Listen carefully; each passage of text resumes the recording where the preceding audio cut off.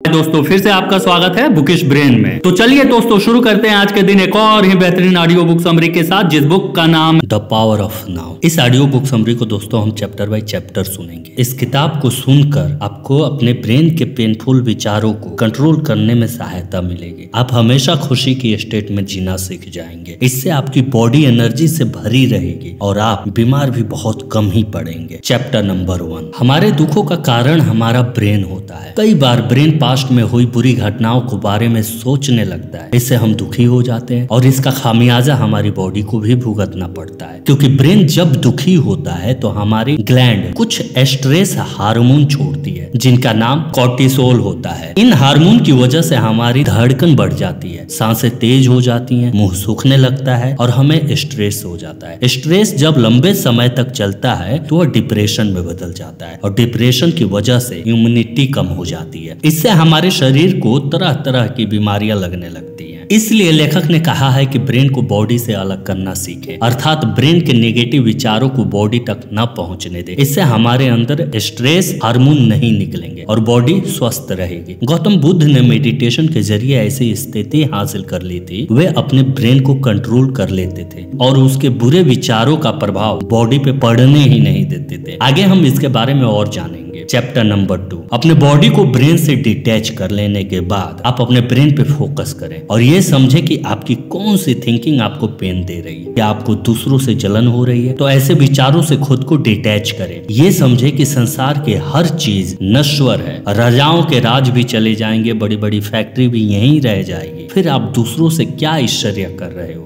सबकी अचीवमेंट भी यहीं रह जाएगी। हर कोई बुढ़ापे और अंततः मौत की तरफ ही बढ़ रहा है। यही शाश्वत सत्य है। मौत को हमेशा याद रखें, इससे आप किसी भी चीज से अटैच नहीं रहेंगे और नेगेटिव विचार भी आपको तंग नहीं करेंगे। चैप्टर नंबर 3, कुछ लोग पास्ट में ही जीते रहते हैं और कुछ फ्यूचर में। दोनों ही सिचुएशन में आदमी दुखी ही रहता है। कुछ लोग पास्ट में मिले फ्यूचर का रोना ही रोते रहते हैं। उन्हें समझना चाहिए कि पास्ट कभी वापस नहीं आएगा और वह कितना भी आंसू बहा किसी को कोई फर्क नहीं पड़ेगा। अगर एक स्टूडेंट फेल होने पे रोता रहे तो क्या उसके मार्क्स बढ़ जाएंगे? जब ऐसा नहीं होना है तो दुखी क्यों हुआ जाए? इससे आपके शरीर पे बुरा असर पड़ता है। इस तरह कुछ लोग फ्यूचर की चिंता में डूबे हुए हैं। स्टूडेंट चिंता में जी रहे हैं कि कॉम्पिटिटिव एग्जाम कैसे क्लियर होंगे। जॉब वाले चिंता में जी रहे हैं कि प्रमोशन कैसे होगी। हर कोई फ्यूचर की तरफ भागे जा रहा है, लेकिन इस चक्कर में लोग अपनी मौजूदा लाइफ ही ठीक से नहीं जी पाते। इसीलिए प्रेजेंट में जीना सीखें। जो कुछ भी आपके पास है, आज है, उसके लिए यूनिवर्स को धन्यवाद दें। ऐसा करने से आपका दिल खुशी से भर जाएगा और आपको लगेगा आपके पास सब कुछ है। छोटी छोटी चीजों में खुशी ढूंढ लें। कभी भी खुद को दूसरे से कंपेयर ही ना करें। अपने झोपड़े में ही ढोलक बजाकर खुशी पैदा की जा सकती है। हो सकता है महल वाला 1000 टेंशन में जी रहा हो। चैप्टर नंबर 4, जरा से मुसीबत आने पे बहुत से लोग सोचने लगते हैं, हे भगवान मेरे साथ ही ऐसा क्यों हुआ। लेकिन यह एक नेगेटिव स्टेटमेंट है जो हम अपने दिमाग को दे रहे हैं और इससे दिमाग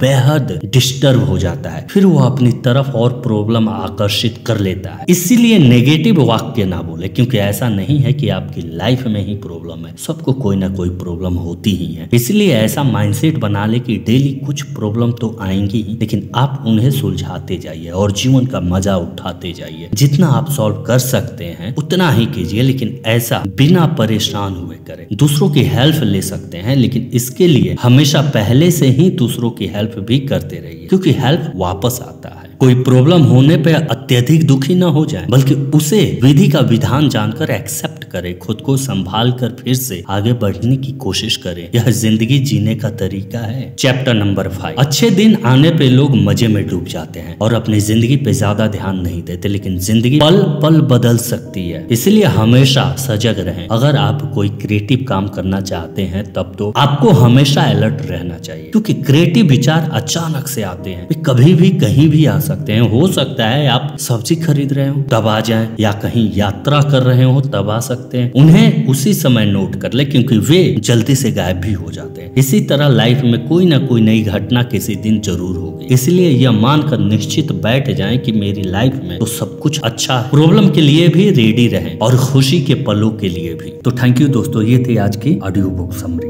दोस्तों ऑथर ने अपनी इस किताब में बहुत सारे विषय पे चर्चा किया है। उनमें से कुछ पॉइंट्स को हमने यहाँ आपके सामने रखा है। उम्मीद है कि आपको पसंद आए होंगे। अगर आप इसे पूरा पढ़ना चाहते हैं तो आप इसे अमेज़न से खरीद सकते हैं। इस किताब की लिंक हमारे डिस्क्रिप्शन बॉक्स में मिल जाएगी। तो थैंक यू दोस्तों अपना कीमती समय देने के लिए। तो इसे अपने दोस्तों के साथ अवश्य शेयर करें और आपको दिल से धन्यवाद अपना कीमती समय देने के लिए। दोस्तों आप लोगों से एक अनुरोध और रिक्वेस्ट है कि प्लीज हमारे चैनल को सब्सक्राइब कर दीजिए। हम आपकी नॉलेज को इंक्रीज ही तो करते हैं, please. Thank you for watching bookish brain.